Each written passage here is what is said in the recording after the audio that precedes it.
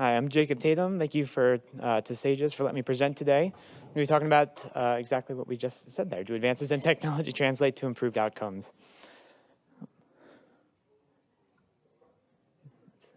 Advancing. There we go. All right, these are the disclosures for our group. I'll count out my 7 seconds. So robotics has been a growing technology used in bariatric surgery across the last decade. Across this decade, we've seen a number of technological advances, particularly with the robotic platforms. We've seen the release of the 4th generation Da Vinci system that's provided ease of docking as well as an ease of multi-quadrant surgery.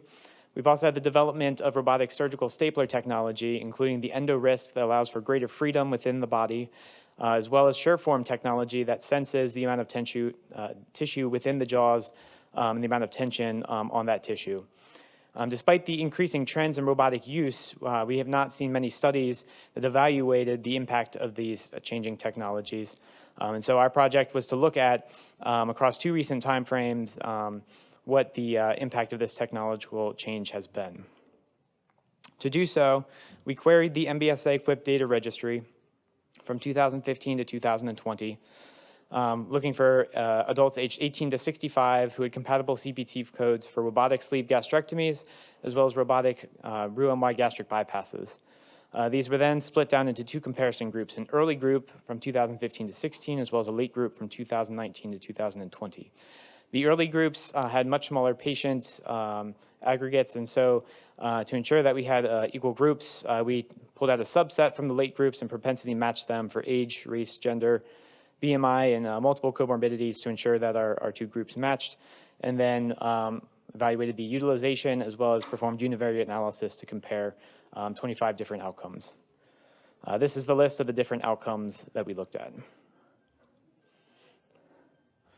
So our first graph here shows the trend of robotic utilization across this time period.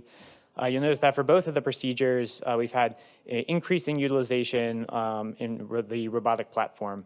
This was particularly pronounced for the blue bars, which is the sleeve gastrectomy, but is a similar trend in the gastric bypasses. Our first figure here shows those outcomes which were significantly different between the early and the late groups. Here, the blue bar represents the early group, and the red bar represents the late group, with the percent incidence on that y-axis.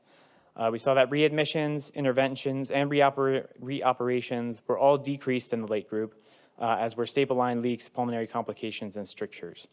There was no outcome where we found in the late group that it had increased over the early group. Another interesting thing that we found, particularly for sleeve gastrectomies, was that operative time decreased. So in the late group, the average time was 92 minutes for a procedure, where in the early group it was 102 minutes, so a 10-minute decrease across that time period, which was statistically significant. Similar graph here that represents our outcomes for the gastric bypasses. So in this case, again, the blue bars represent the early group, and the red bars represent the late group, with a percent incidence on that y-axis there. Again, we saw that readmissions and interventions were decreased in the late group. In this case, strictures, postoperative bleeding, ulcer formation, and pulmonary complications were all significantly decreased in the late time interval. So our study reaffirms that bariatric surgery has continued to grow in popularity and utilization across the United States in this time period that we looked at. We've seen fewer staple line leaks, strictures, and bleeding complications that may all relate to improvements in the stapler technology. Regardless, the increased adoption of the robotic platform has been proven to be safe. Outcomes do continue to improve with its increased use. We do have a few limitations from our query into the MBSAQIP database that does not account for surgeon experience, which robotic system was used, the staplers, the amount of staples that were used, and the technique for gastric bypasses, whether or not they were stapled or hand-sewn closed for their GJs. Thank you, and I'm happy to take any questions.